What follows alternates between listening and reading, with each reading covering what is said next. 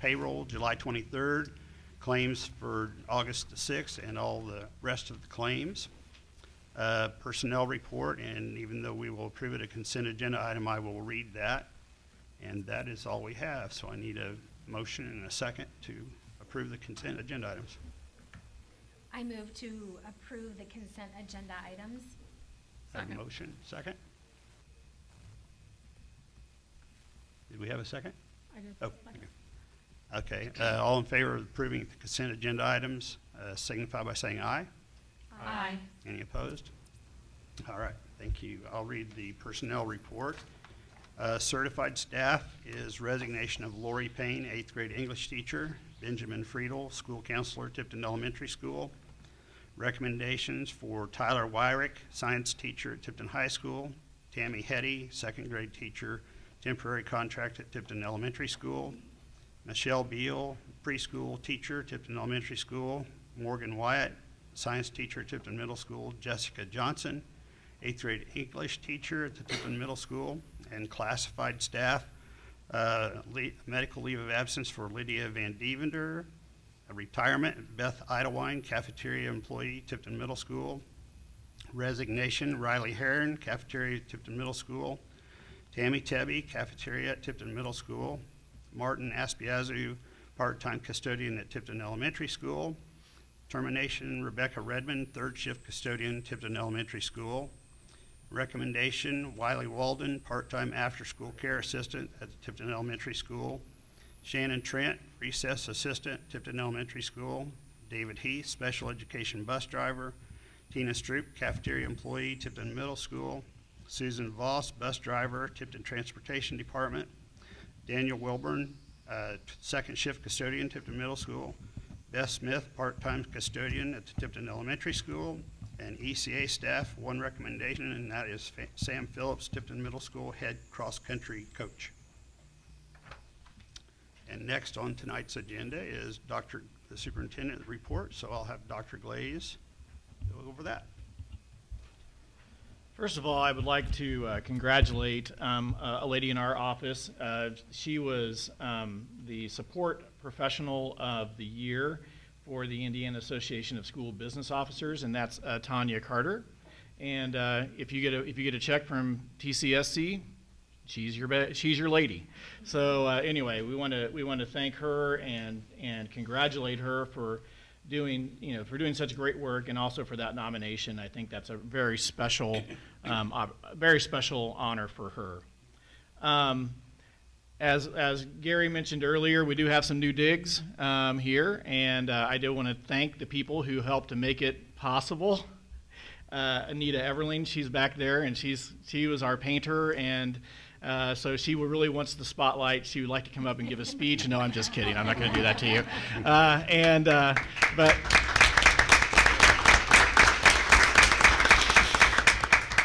Anita's pretty awesome. And and I also like to thank Dan Benefil and also Eric Johnson, who just did a great job. All of this work was done by our people. So the only thing that wasn't was the flooring, and so we're very fortunate to have such handy people in our district. It saves us some money, and it looks great.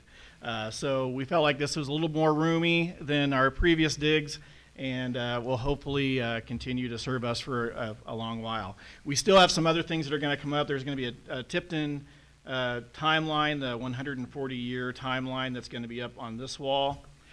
We will have the mission statement will be up on this wall, and then our seal will be up here along with a big screen. The screen's on back order, so and that's why we're doing this temporary whatever that is. Anyway, so but that's what's going on there. I would be remiss if I didn't thank our transportation people. Shane Clark and Linda Weitzel are just doing a great job of getting our transportation figured out, and learning some new software, learning some new everything at this point. And again, from the outside looking in, it's an easy job. Man, it's a complicated job, lots of hours behind the scenes, and we certainly appreciate what they're doing, and kids getting home safely. I can't say they always get on the right bus, but we eventually get them home. So, but anyway, we pride ourselves in getting them home, which we're glad. But again, just a great job, and thank you to those two people for doing such a terrific job and of organizing that. And again, great people. Mr. Skiba, would you like to come up for a second and bring some friends? We had a very exciting thing happen to our school on Friday.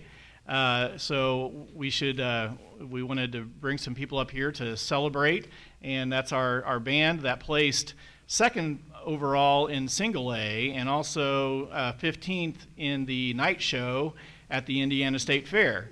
And that's a really great accomplishment for our school, and it's a great accomplishment for our band.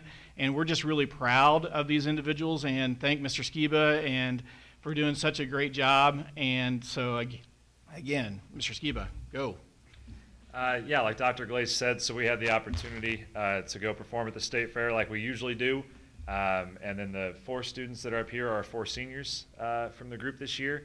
So State Fair is adjudicated in 2 different ways. We're adjudicated by the size of the band, which is our Class A, which these kids placed second in and actually won the caption for Best Music Performance.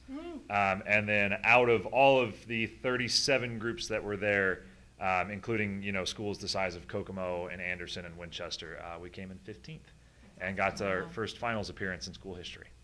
So, Nice round of applause.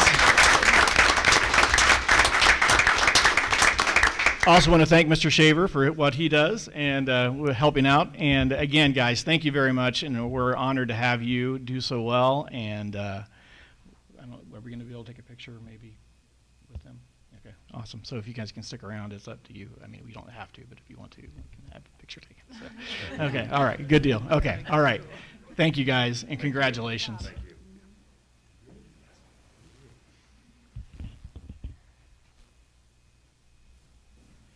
I also want to take this opportunity to thank the Young Originals and also the marching band. They came in and played at our opening day. We taught everybody how to do the school song, and they started out with the Star Spangled Banner, which was awesome.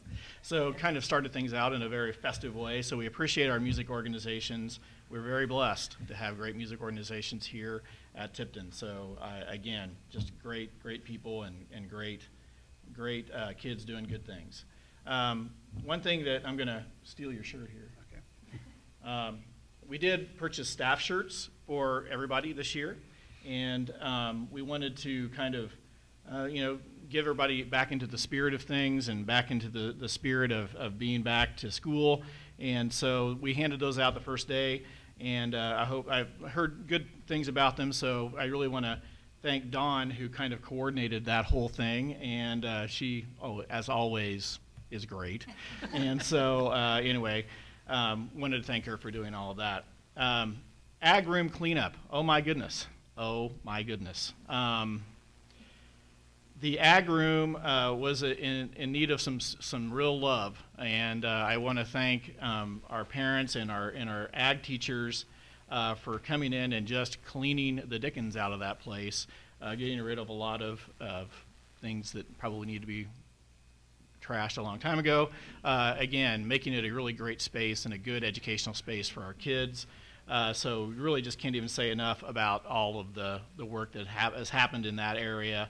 And if you've not had the opportunity to walk into that area in the last 2 or 3 weeks, you should take a look. It's kind of amazing. The last and final thing is just some update on State Road 19. By the way, they are going to work on State Road 19. They're supposed to start in June, but they're going to start August 23rd. So anyway, just in time for school. So, anyway, that's a little sarcastic and snarky, but I understand things happen. So August 23rd is the big date. Essentially what we're talking about, I spoke with the project manager that's in charge of this, and essentially, the road will never be closed, but it's going to have lane closures. So there will be some lane closures. So it's obviously going to cause some issues with dismissal and arrival to school. we're just going to have to all take a deep breath and just kind of deal with it, because there's not a whole lot we can do about it. We've actually looked at some alternative ways to have people come to the building. There really is not any other way, and I've enlisted the brain power of Officer Maddox, and he can't figure out a way. So, it's pretty. Again, we're just going to have to live with it, and we will do our best. And we expect delays. We'll make sure everybody is aware of that, and we'll just do our best. So the end result is we're going to have a really nice turn lane in November. So we'll keep our fingers crossed that it'll be on time, and the turn lane will be much appreciated, I think, once it's on. Okay, thank you. Next is certified teacher ratings for 2020 and 2021, and then 2021-2022 appraisal model, and Dr. Glaze has all those details. Yeah. I apologize for the low-tech way I'm going to have to do this, but my clicker's dead. So anyway, annually we are, as a school, we have to report to the Board of Education about our certified appraisal plan. And so this is this presentation. We have to present the results of our evaluation from the previous year. And this is actually 2019-2020. Kind of gives you an idea of where, I think I actually have that. That may be backwards. No, it's not. Okay, sorry about that. Anyway, this is last year's evaluation statistics. We had 67% rated highly effective, 31 effective, 2% improvement necessary, and 0% ineffective, and then the number of staff over there on the others on the side. And then this is what this year's looks like. So 56% rated highly effective, 38 effective, 4% improvement necessary, and kind of a breakdown by building, and then the grand total.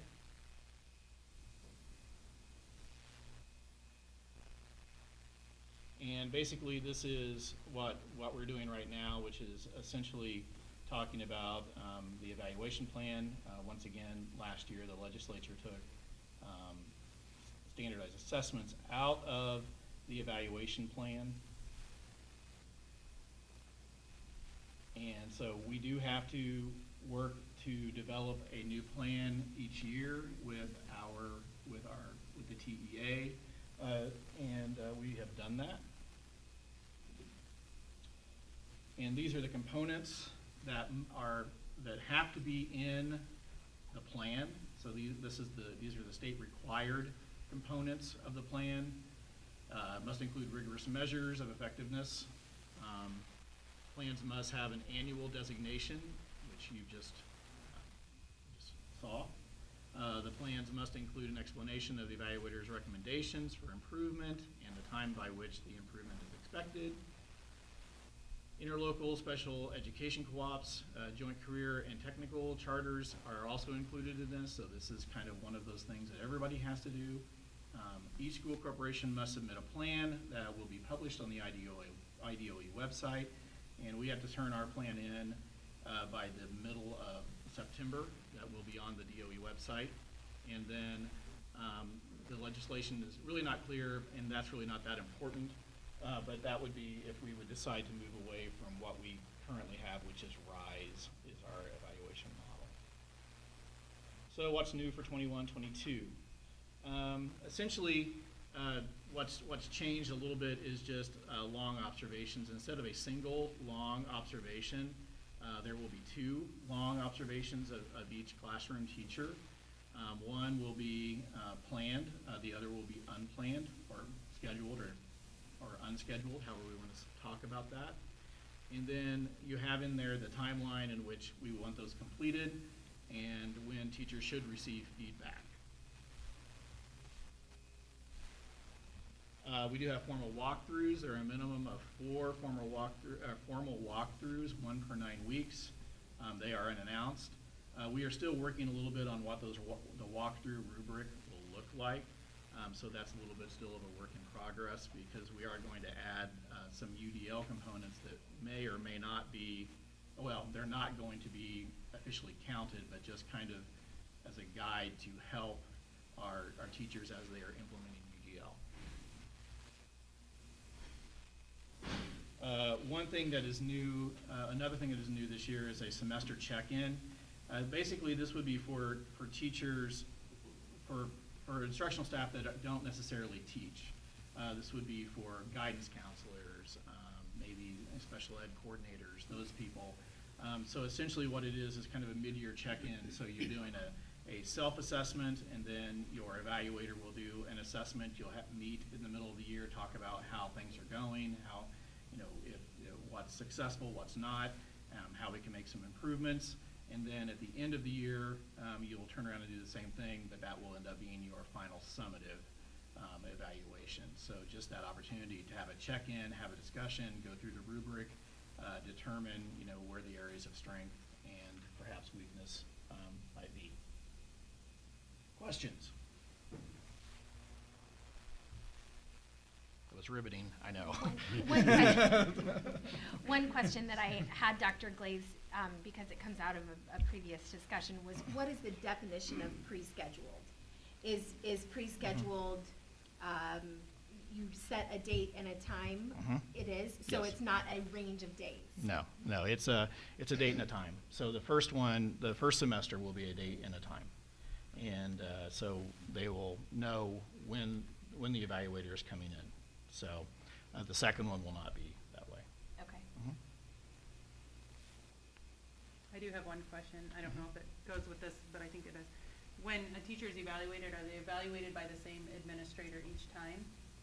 What we're doing is, since we have 2 long observations and we have 2 administrators, one administrator will do one, the other administrator will do the other, so they will have the opportunity to be with both administrators. And then that information is shared with you? Okay. Yes. Amber, did you have another question? Nope, that's it. Thank you. All right. All right, thank you. Next up is the department reports, and you have copies of those in your packet from food services technology and student services transportation. But I believe, Mr. Jaworski, you want to speak? Yeah, thank you.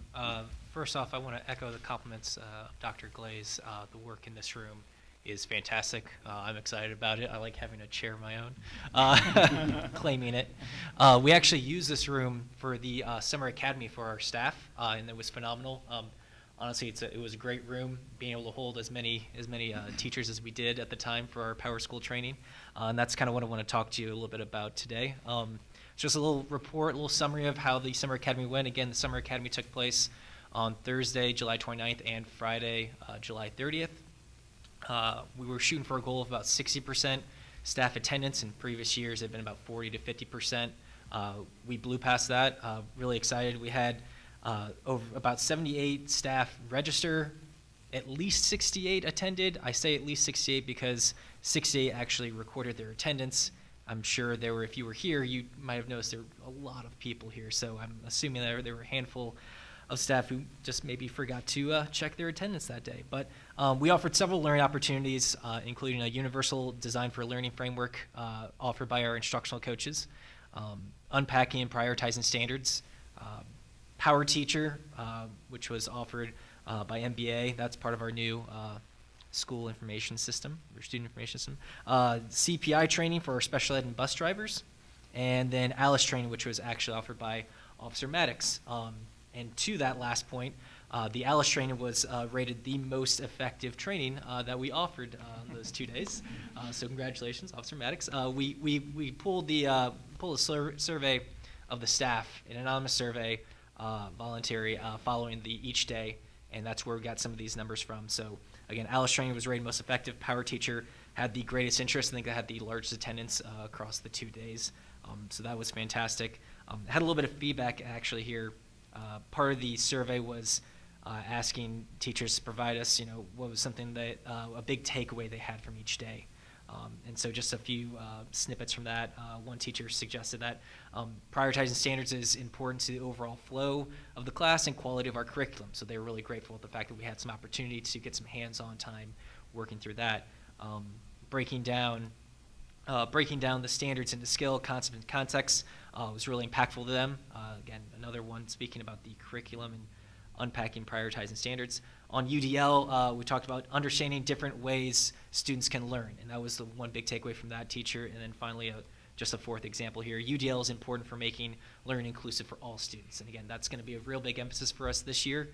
As Dr. Glaze said, that's something that we're kind of starting to incorporate a little bit into our evaluation rubric for teachers. So overall, I would say this is a fairly successful summer academy, and the way I see it is, if we have more than a month to plan it, we'll probably have it even more successful next year. So we're really looking forward to that next summer. All right, thank you. Thank you. Next up is the financial report with Dr. Glaze. Oh, Sorry, yeah. I had a question about, I think under one of the department reports, it might be under Mr. Clark, but under social and emotional, it says that we purchased Review 360 prescription. Could you just explain what that is and how that's going to work? Yeah, Review 360 is a survey that we would have kids take, and depending on their age, some of it, I think the younger kids, it's more of a teacher doing, actually going through and filling the survey out in regard to the student. But again, it's a survey. What we're trying to find out is, where are the needs, where are the concerns, where are the kids feeling that they need some help as far as social and emotional learning, and so that's essentially what that is. It's a widely used product. It's from Pearson, and so we've actually had it. I think this is the third year. Okay. Yeah. Thank you. All right, anybody have any other questions on any of the? I was just going to make a comment. I just wanted to say about the Summer Academy, I made a note that I was just very encouraged that we took the time to do an evaluation and give teachers an opportunity to just, weigh in on how to improve those days. I think that's just a really great thing, and it was great to get to read all of the just information on that. So, thank you. All right, next up is the financial report, and Dr. Glaze has all of those details. Yeah. July, we ended up in a positive cash balance, which we're always happy about. $248,717 in the education fund. Cash balance in debt service is 323 in the debt service, and then 2,396,228 in the operation fund. Just as a general, as we're looking down the road, we do have, we're going to, for the buyout that we had last year, we will have some of that. We will need to borrow from the rainy day fund in order to cover some of the money coming out for the retirement incentive of around $60,000, and that's something that we talked about last year when we were rolling out the retirement incentive. So we will be doing a advertising and an additional appropriation for that probably in the next meeting, so that we end up in a positive balance at the end of the school, or the end of the year for December. Any questions or anything for Dr. Glaze? Okay. On to old business. We have one item, consideration to approve board policies and administrative guidelines on second reading. Attached in your packet are updated board policies, bylaw, administrative guidelines for your approval on the second reading. We had first reading last night. It is recommended that the Board of Trustees approve the policies, bylaws, and administrative guidelines as written. Any discussion or comments? If not, I would entertain a motion and a second to approve this. Make the motion that we approve the board policies and administrative guidelines tonight on the second reading. Second? Second. Motion and a second to approve the board policies and guidelines on second reading. All in favor say aye. Aye. Any opposed? Okay, thank you. Next is new business, consideration to approve the readoption of policy 3220.01 regarding teacher appreciation grants. Each school corporation must readopt policy regarding distribution of teacher appreciation grants. This policy is unchanged from last year. It is recommended that the board readopt policy 3220.01 as written. Need a motion and a second. Make a motion to approve the readoption of policy 3220.01 01 regarding teacher appreciation grants. Have a Second. Have a motion and a second. All in favor, say aye. Aye. Any opposed? Okay, thank you. Next is consideration to approve Tipton Community School Corporation Certified Personnel Appraisal Plan. Indiana Code 20-28-11.5-4 requires school corporations to develop a plan for annual performance evaluations for each certified employee. The evaluation committee met and revised our appraisal plan and changes presented earlier in this meeting. It is recommended that the Board of Trustees approve the Tipton Community School Corporation Certified Personnel Appraisal Plan as written. Need a motion and a second. I move to approve TCSC Certified Personnel Appraisal Plan. Second? Second. Have a motion and a second. All in favor, say aye. Aye. Any opposed? Okay, thank you. Next is consideration to approve Neola updated administrative guidelines and board policies. In June of 2021, Neola pushed out a series of updates to administrative guidelines and board policy due to new legislation enacted by the Indiana General Assembly in the 2021 session. An overview of the policy changes as well as the policies were included in your packet. It is recommended that the Board of Trustees approve the policies and updates on first reading. Does anybody have any questions or comments on those? Entertain a motion to approve the Neola updated guidelines and board policies on first reading. I move to approve the Neola updated administrative guidelines and board policies as written. A second? Second. A motion and a second. All in favor, say aye. Aye. Any opposed? Okay, thank you. Next is consideration to declare items as surplus. Stacy Hartley and Jessica Mars, Tipton Community School Corporation ag teachers, have asked that various obsolete and unusable tools, machines, and old circular materials be declared as surplus and therefore eligible to be sold or disposed of. The proceeds from any items sold will be directed to the ag department.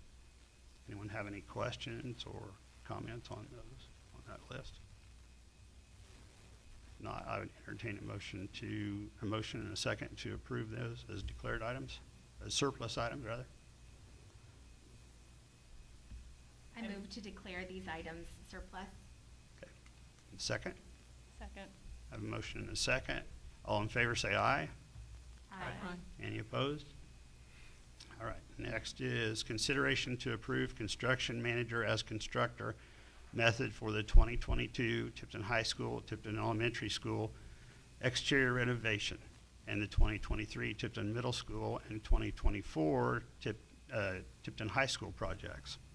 The attached resolution in your packet authorizes the use of construction manager as constructor method of contracting for proposed 2022 high school interior renovation, 2022 elementary school interior renovation project, 2022 outdoor and extracurricular co-curricular facilities improvement project, 2023 middle school interior project, and 2024 high school innovation project. It is recommended that the Board of Trustees approve the resolution as written.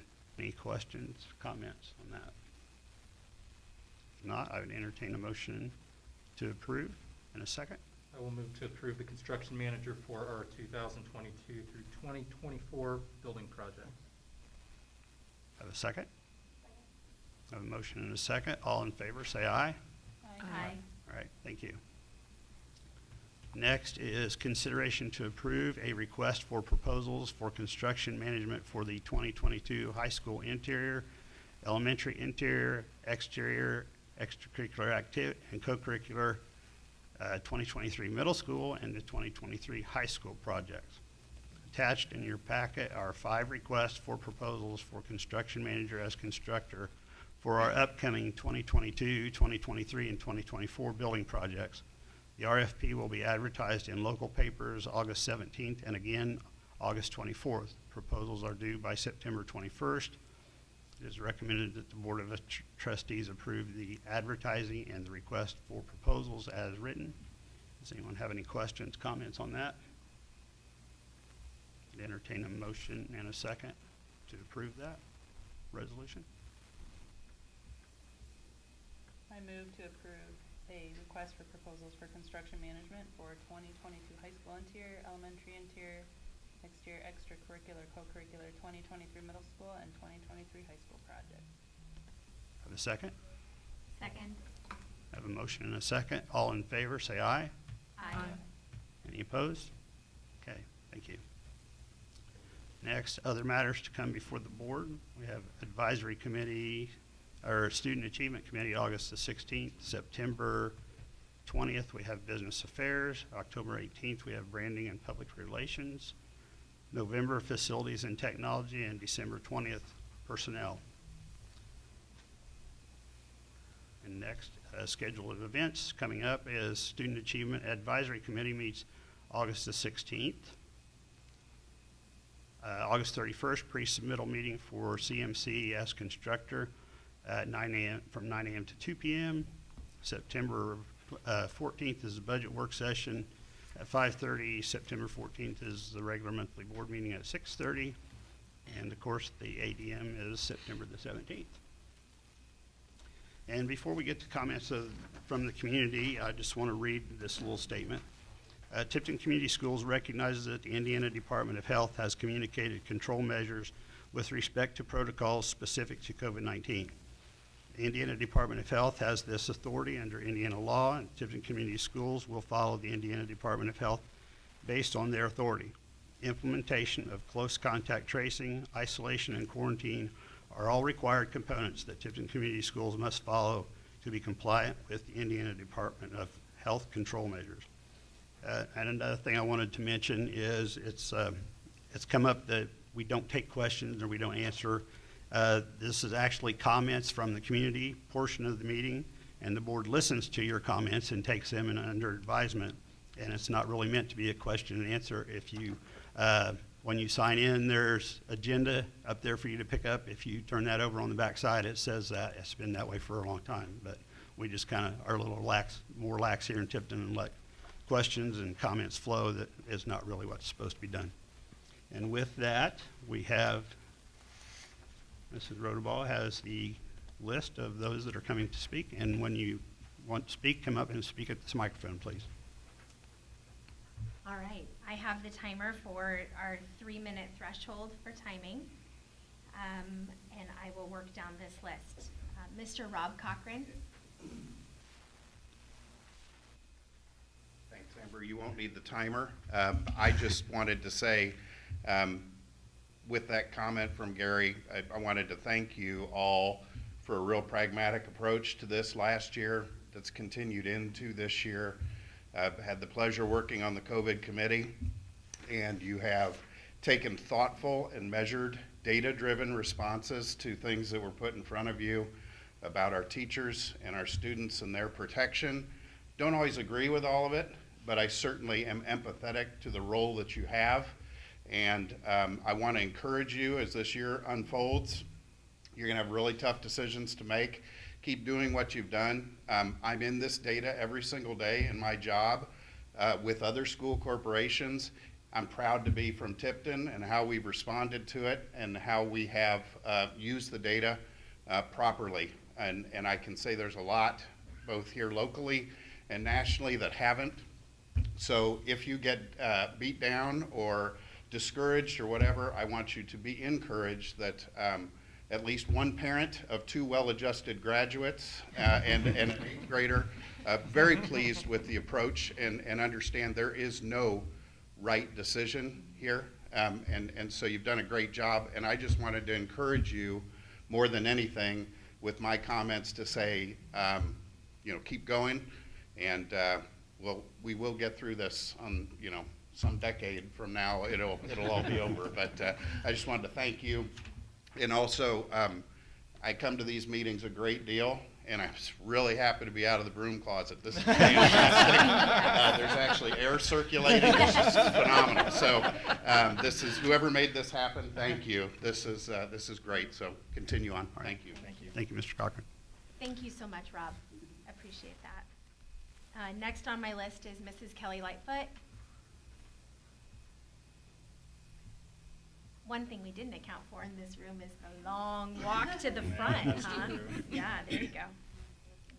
Sorry, I won't take very long. First off, I wanted to say how much I appreciate the enhanced communication that we've had over the last year, especially over all the schools, having Meet the Teacher for all 3 schools. I've really appreciated as a mom that now has 4 kids in the school corporation at all 3 schools. It's just nice to be able to go in and meet the teachers. I know that's a lot of extra time and a lot of extra work for all involved, but it's so appreciated by my family, by my kids. It just makes them feel so much more at ease being able to start the first day. The only other thing I wanted to comment about with the COVID precautions and the only thing, it seemed like this year we got a lot of information about masks being optional. It didn't really say a lot about contact tracing, what that meant, like what does that involve? Like who decides whose contact trace is that? As the kids get older, do the kids get to point, oh, I was close to that person, and so I really feel like, especially I've talked to a lot of parents that are new to the school, like incoming kindergartners, they don't really know what that means. What does that, I mean, how long is that going to be? So if something could be communicated to the parents in more detail as to what that's gonna look like for this year, especially, again, having 4 kids, if all of my kids are contact traced and I have to be out of work all the time, like that's gonna be a lot of, that will hurt our family. I mean, I know there's a lot of other families that don't have family nearby like I do that can help us. It's just going to be a real detriment, not only to parents, but to the kids and the lack of learning. And also, what does that mean for the kids when they're home virtually? Will it look like what it did last year, where they can still see their classroom? I don't know. I guess that's the thing, that we really have no idea what that looks like for this school year. So, thank you. Thank you. Thank you. Thank you, Kelly. We appreciate that comment very much. Thank you. Next on my list is Mr. Alan Wolford.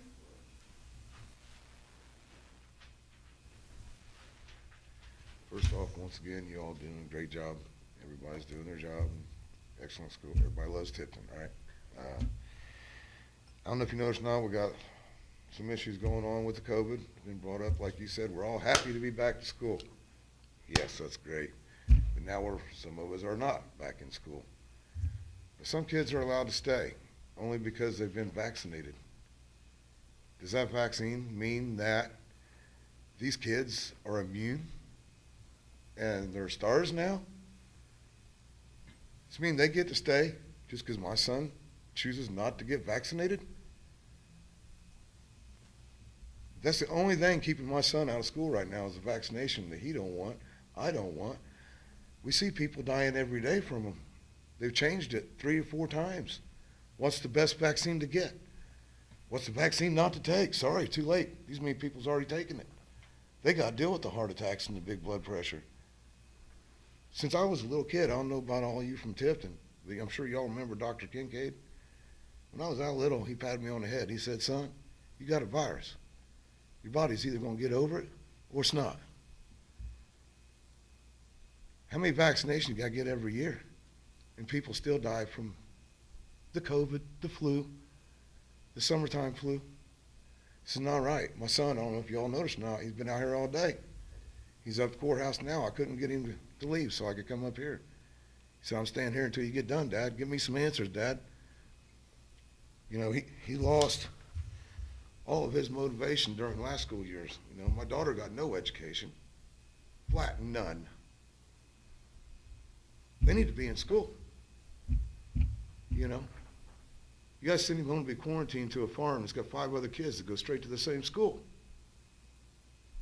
What good's that do? You want me to lock my son into fucking, excuse my language, excuse me. You want me to lock my son into a room because some other kid had COVID, but the kid sitting next to him had a vaccine? So that kid gets to stay. My son's top notch. He's a straight A student. Another thing, here it is. He's wanting to get into accelerated math. We've been fighting for this before the school starts. They're working on getting it done. I'm sure this is going to screw it all up. Why is he not in accelerated math? Because he wasn't offered it last year in 7th grade during COVID. I found out, I said, well, why wasn't he offered last year during 7th grade? They said because they go through elementary grades. Well, hold on. My son was in honors all the way through, A-B student. Why wasn't he offered the accelerated math? And now when he's smart enough, he helps all the kids in algebra class. He's still not offered accelerated math.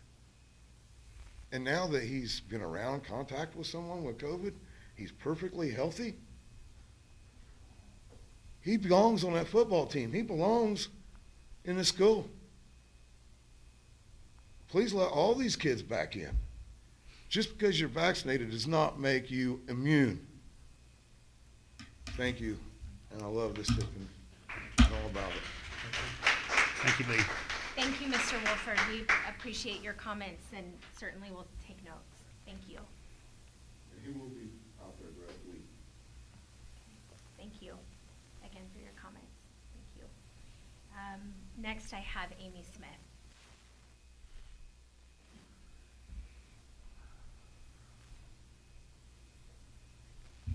I am here because a safe and reliable before and after school program does not exist within this school district. I understand we all have our own priorities, but programs like these can be a deciding factor in choosing this district versus other districts for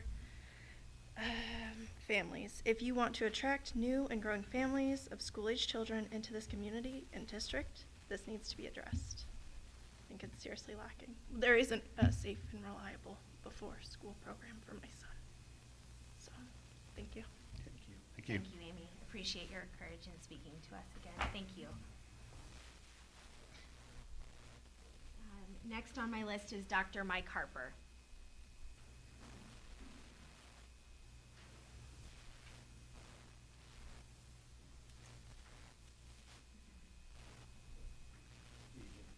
Good evening. Welcome. I could talk for an hour, but I think this is a very complex problem with health, and it's unique to me. I've been a clinician for 43 years. This is not the way we've ever dealt with health issues before. Healthcare's changed dramatically in the last 10 years, and in a way we're paying for that now. I think it's extremely important to understand that the way this has been dealt with is not going to go away. And at some point, either we're going to have to get used to constantly being vulnerable to changing the way we're doing things, or at some point we're going to have to just say, you know, we've had enough, and we're going to have to accept the risk and start to find a better way to manage or incorporate this into our society. I think it's important that we achieve or gather our own data and our own system and see what the impact of this disease is to our own population, and see if the decisions that are made really make a difference. One thing, you know, I've been educated about certain things about viral illnesses, and the way we're approaching this is totally foreign to the way we've been taught my whole career. Viruses are not going to go away. We're never going to cure this. All we're going to do is get better immunity, and immunity is extremely complex. It's not something that we can program into everybody. Vaccines will help some people, but they're going to hurt some people. And if we get to the point where we buy into mandatory vaccines, which is something that's being done for flu, and for example, the biggest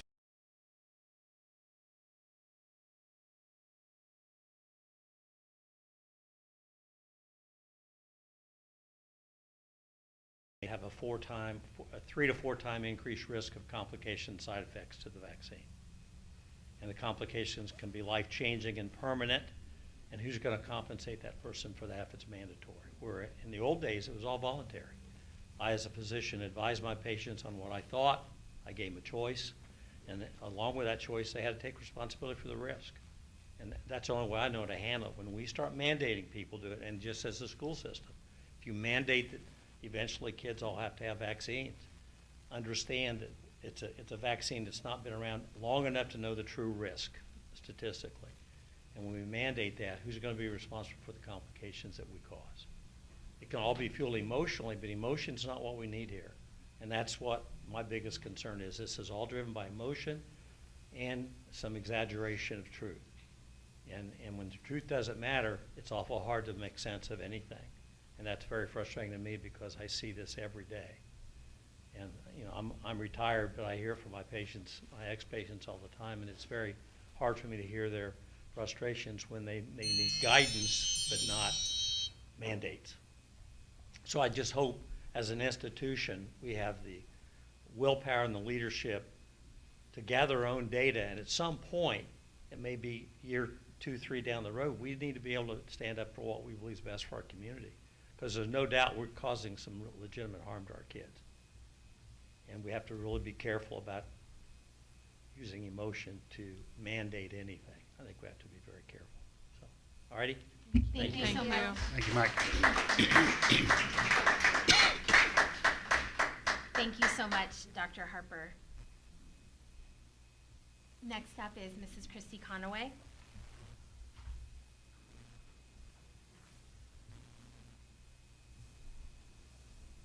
Hello, and thank you for all you guys are doing. And I actually didn't plan on speaking. I signed my name just in case I wanted to, but I did want to say that I completely agree with Mr. Wolford and Dr. Harper that we have to look at our community. There's so much different science and data coming out. What do you believe? What do you don't believe?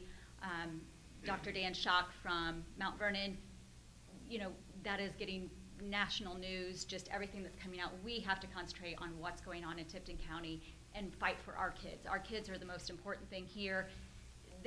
Quarantining, look at what happened last year. I mean, somebody asked, hey, do you want to be on the list? Well, there were 70 people put on this list because somebody just wanted to put names down and ask the kids if they wanted to be put on the list. So we have to really look at that again. And I agree, I don't think it's fair that just because one kid has been vaccinated, and there's even signs to show that getting vaccinated, you can actually shed the virus. So the kid that has been vaccinated, he could be a detriment to another kid that isn't vaccinated. So the data right now is still so unconclusive and unclear. So just, I think that we as a community really need to look at what's best for us and our school kids. So thank you. Thank you. Thank you for your time, Christy. Appreciate your comments, and we'll note them. Next on our list is Mrs. Christy Boyer.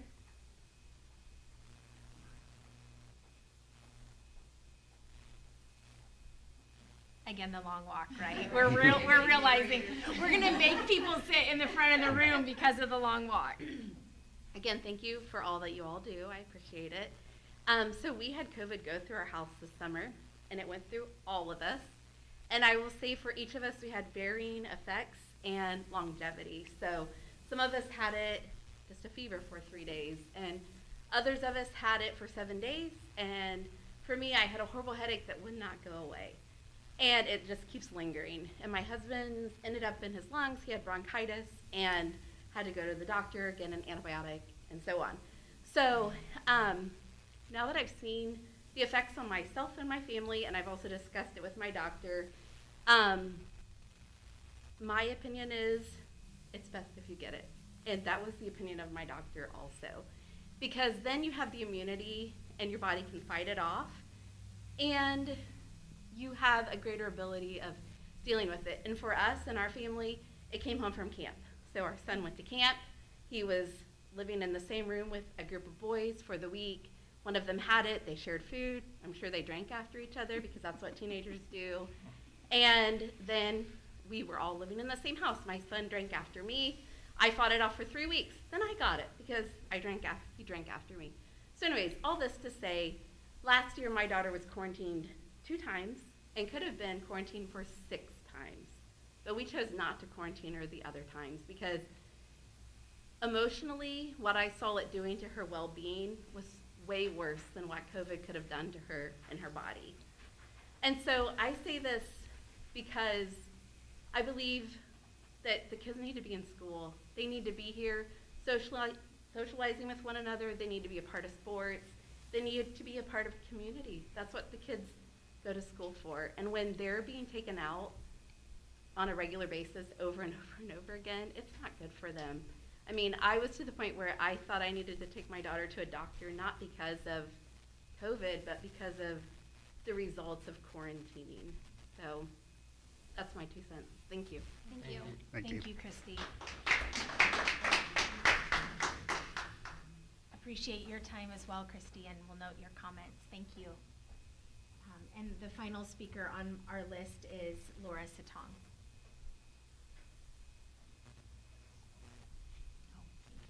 Hi. Are you allowed to say hi? Absolutely. Okay, Hi. just checking. Welcome. Just real quick, I just wanted to say something about the last meeting because I did watch it on Skype. And or Skype, whatever it's called. And it just left me with a sickness in my stomach because we had a teacher who never met, who really spoke to why she's a teacher, the heart of teaching that she has, that I have had the benefit of my kid experiencing all through this school. I get now you're not going to say anything to it, but at the very least, I really feel that the school should have made a statement. She could have walked away in her retirement sunset, but she chose to come here and speak from the heart. And at the end of it, what was even worse is she came and returned her Golden Apple Retirement Award just to put a fine point on that. And I really think, it's not so much the why, because we're not privy to what the dad is when you make a decision, but it's about the who. It's about who it affects. Obviously, with the testimonials, people express their view. But there's been crickets about how. There's obviously concerns about accreditation being lost for art and everything. And I just wish that there would be a statement put out, at the very least, if they're going to do it or not, or maybe to put some fears at ease or alleviate any concerns there are. Second, I just have a couple statements about the social emotional learning, because I've read that 80-plus page document. I have looked at every single link that is there, all the information that can be provided, and all I have to say is, oh my. So I am a huge advocate of the parent-teacher relationship. I feel it's key to the success of any student, and also that with the principal. And I've been 2 for 2 for principals, that doors always open to meet with me and answer my questions. Reading that, it is such a slippery slope, and my experiencing with that is once you start to slip, you just go down. We see what's happening around us in communities. Schools read it. They either go from 0 to 60. There's so much vagueness in it. What schools do that, what do that. I think going ahead, depending on how Tipton manages this, our biggest issue will not be losing students to other public schools, because basically we've accepted COVID money, so we don't have a choice but to have this introduced into the schools. But it will be lost to homeschooling, private schools, that whole kind of thing. I just want to know, because I have read, I'm sure Mrs. Kitka is sick of hearing from me, but she's talking to me, okay? I just want to know, and maybe you won't say anything today, if there will be a statement out, either A, to address parents' concerns about it, or to give an overview of what Tipton, what they're going to do. Like where's the boundaries, where's the red lines, where's the guidance kind of thing. Did I make it? You made it. All right. You made it. Thank Give you. the chimes. Thank you so much, Thank Laura. you. Thank you. Again, we will take note of your concerns and questions. Thank you. That's the end of my list, Gary. All right, thank you. With nothing else on the agenda, I would entertain a motion and a second to adjourn. I move to adjourn this meeting of the school board. We have a motion and a second for adjournment. All in favor, say aye. Aye. This meeting is adjourned. Thank you. Thank you. Thank you. Thank you.